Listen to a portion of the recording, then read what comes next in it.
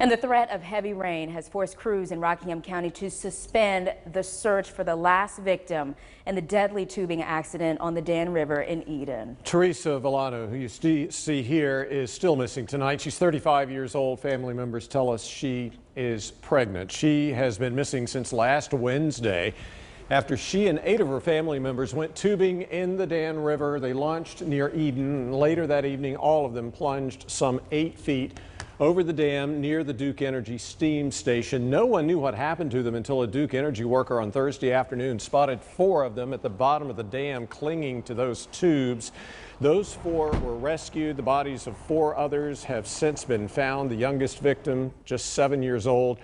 The community is in grief and shock over what will probably go down as the worst water-related accident in Rockingham County history. Tonight, the county's Board of Commissioners shared its condolences to the family. Fox 8's Allison Smith listened in, and Allison, I understand the commissioners want to work to prevent this from happening again. Yeah, and they're prepared to talk to several different agencies to improve safety along the Dan River.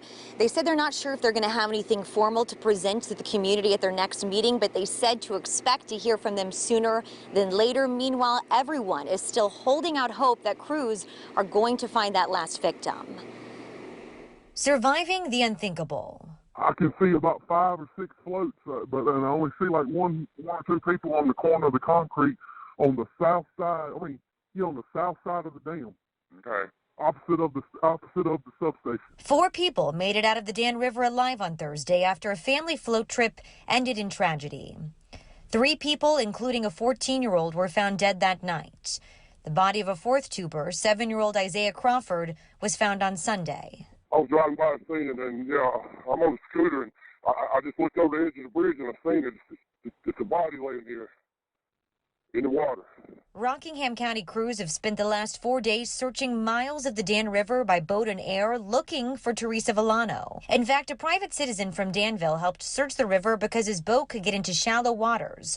But so far, no luck. It is just something that you never get over. You just try to cope. And so certainly our thoughts and prayers are with them.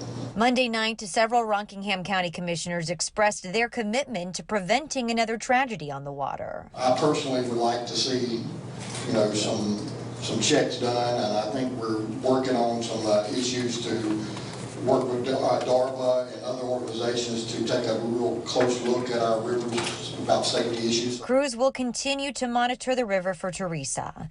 And while they do, commissioners are asking people to keep the family and their thoughts and prayers. Just please, when you go to bed at night, remember those families.